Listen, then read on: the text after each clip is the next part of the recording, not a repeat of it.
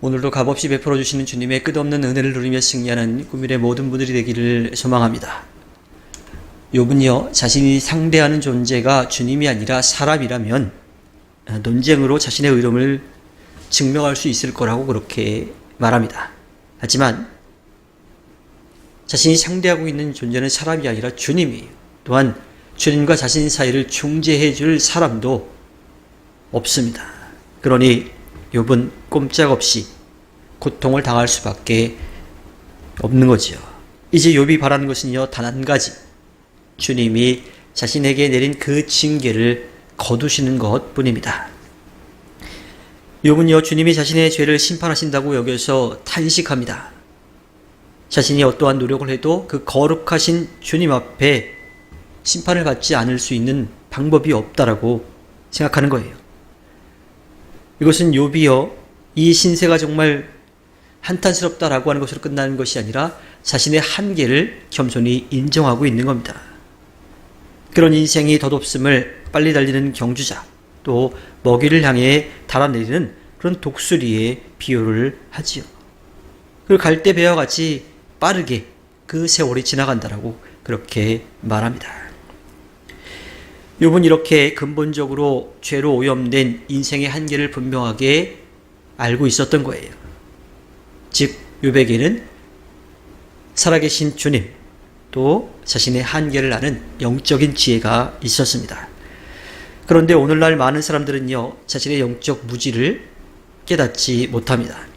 그래서 그들은요, 자신이 주님 앞에서 심판을 받아야 할 죄인임을 인정하지 않지요.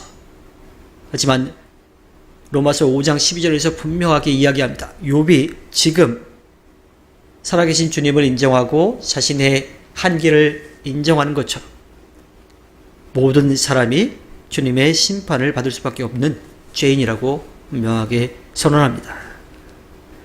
우리는 이 말씀처럼요, 심판을 받아서 영원한 죽음에 처할 수밖에 없는 그러한 존재였습니다.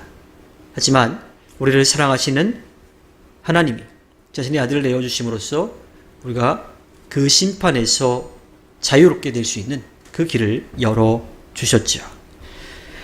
욥은 자신을 구원하기 위해 스스로 할 수 있는 일이 없다라고 하는 것을 알고서요, 오직 주님의 긍휼과 자비만을 구합니다. 욥의 간구는 오직 자신이 원하는 것은 주님이 자신을 긍휼히 여겨주셔서 심판을 거두시기를 원한다라고 하는 거예요. 그것밖에 할 수 있는 게 아무것도 없는 거지요. 이러한 욥의 간구는요, 죄인인 우리가 주님 앞에서 구원받을 수 있는 길이 무엇인지를 분명하게 알려줍니다. 그것은 예수 그리스도를 통한 구원의 길입니다. 우리가 하나님의 심판을 피할 수 있는 길은 오직 예수 그리스도의 십자가 구원의 은혜를 믿는 것, 또 그것을 통해서 새롭게 되어서 다시 하나님의 자녀로 살아가는 겁니다. 그래서 그리스도인들은요, 예수 그리스도의 구원의 은혜 안에서 믿음의 확신을 가지고 성령이 우리를 이끄시는 대로 따라가야 합니다. 예수님을 따르는 사람은 자기를 부인하고 예수님만을 믿고 의지하며 또 고백하고 전하며 살아가야 합니다. 구원을 받기 위해서는요, 오직 그리스도를 통한 하나님의 사랑이 필요합니다. 성도는 이것을 믿음으로 고백하며 또 하나님의 은혜를 누리며 찬양하며 살아가야 하는 거지요.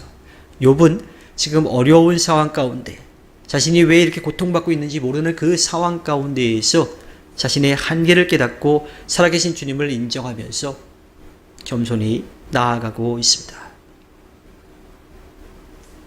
하나님이 우리를 위해서 베풀어 주신 예수 그리스도를 통한 사랑, 그 사랑은 이미 시작이 되었고 진행되고 또 끝나지 않을 겁니다.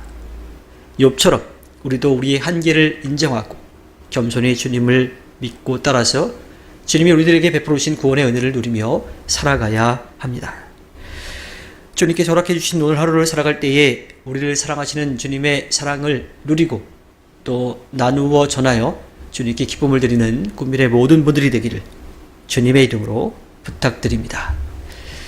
기도하겠습니다.